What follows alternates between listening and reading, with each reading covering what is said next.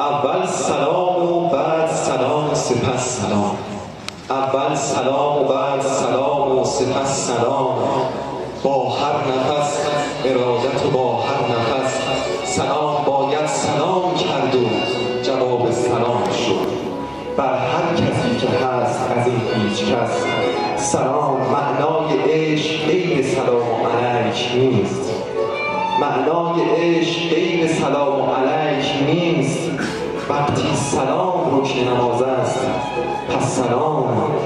قبل از سلام جام تشهد گرفتیم، ما کشتگان مصرف عشقیم و سلام.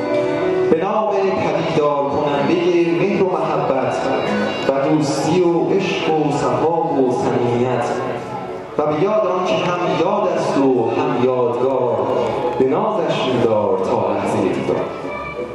عزیزان دلانگیز و شفقیان مشک‌خیز، سلام و سلام نثارتون. سلام بر شما اصحاب اندیشه و ارباب ساکت پیشه که با همتی بالا و اراده‌ای مثال زدنی خوش رشیدید. درود بر شما که با رایحه روح‌انگیز و عطری دلاویز که از گلزار تفکر به بهار تدبر تراوت تعهد و تخصص می‌آفرینید. شما را می‌ستاییم و گام‌های گوهربارتان را عطر می‌کنیم. خودتون رو تشریف بفرمایید.